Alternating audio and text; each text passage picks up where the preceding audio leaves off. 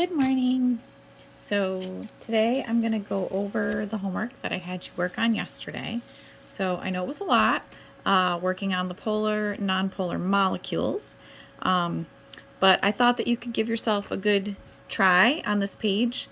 The formula is something we've been doing really since the beginning of the year, but we've been doing ionic and covalent specifically in this last month. So the formula should be something that you could write. The electron dot, something we've been doing in the last two notebooks, ionic and covalent with the dots. So I feel like you could, get going on that. And then I want you to try to see whether or not you could tell if something would be polar or not. So a molecule we said was going to be polar if it either had these lone pairs, so the pairs that are unshared, or if it was not symmetrical. And then the shape, we only have the four key types. We have our tetrahedral, if there's four things bonded on it. We have the pyramidal, if there's supposed to be four, but it has one of these lone pairs. We had bent, if it could have had four, but it was missing two, so it had two lone pairs. And then we had linear, which is when it just works out nice and makes a nice straight line with no unbonded pairs or anything. Okay? All right, so let's go ahead and start to look at these. So dichlorine monoxide. So let's just look at the formula. So dichlorine, so that's going to be Cl2 monoxide with an O. Okay. Methane, if you don't remember it yet from different times we've brought it up, if you just Google it, methane is CH4. Hydrogen bromide, so hydrogen, just H, no prefix or anything on the bromine, so hydrogen bromide. Phosphorus trichloride, so phosphorus trichloride. And last, diatomic fluorine. So remember, if something's diatomic, it means we need to have two of them. Okay, so hopefully that whole column is something that you were able to do. Okay, all right, now the electron dot formulas.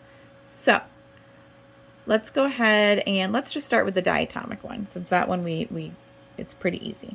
So we have fluorine. If we look up, fluorine has 1, 2, 3, 4, 5, 6, 7 valence electrons. We know we have another fluorine, 1, 2, 3, 4, 5, 6, 7 valence electrons.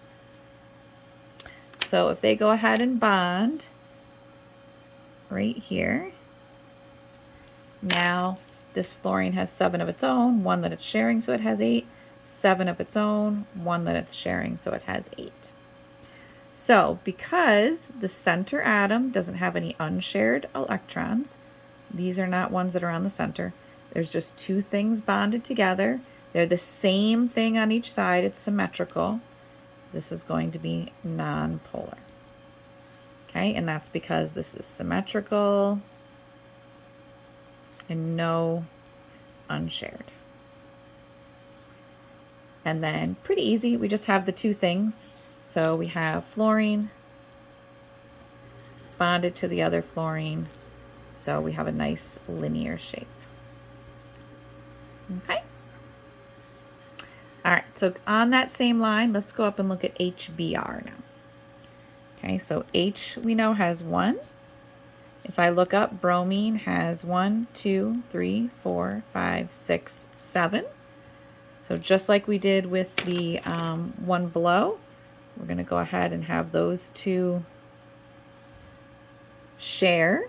So bromine has 7 of its own, 1 that it shares, so it's 8. It's happy. Hydrogen has the 2. So we can pretty easily see that our shape is going to be linear. We've got H bonded to Br. There isn't any unshared pairs on the center part because there isn't a center part. So it's a nice linear molecule. So now let's think about whether it's polar or nonpolar. So there's no unshared, but is it symmetrical? Or are the two ends different from each other? So this one is not symmetrical. So it's going to be polar. So it has two poles. It has a positive end and it has a negative end. If I was to look up the electronegativities. Hydrogens is 2.2 and bromines is 3.0. So it clearly has two different ends. So it's a polar bond and a polar molecule. We're going to end up with a little bit of a negative charge here and a little bit of a positive charge there. Okay, so those are the linear ones. All right, so now I want to look at CH4. Okay, so carbon has 1, 2, 3, 4. We've done lots of these carbon ones at the center. Hydrogen has 1. We know we need 4 of them.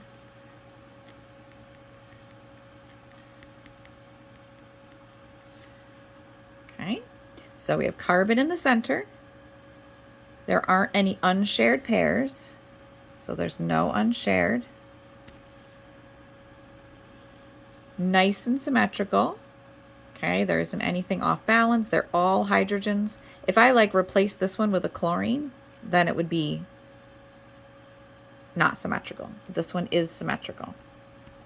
So since it's symmetrical and no unshared pairs, this one's going to be non-polar. Okay. And then when I draw it, this is the one that has 4 things bonded around it. So this is a tetrahedral. So we have our carbon in the center. We have 1 hydrogen up here, 1 hydrogen off to the side.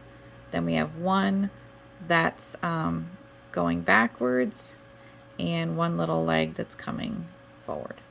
So you kind of imagine those 3 little feet, little legs at the bottom with the top sticking out. Okay, so these are all shared pairs here. We don't have any unshared ones on the center. Okay. All right, now let's go down to PCl3. So if I look up phosphorus, phosphorus has 5. Chlorine we know has 7.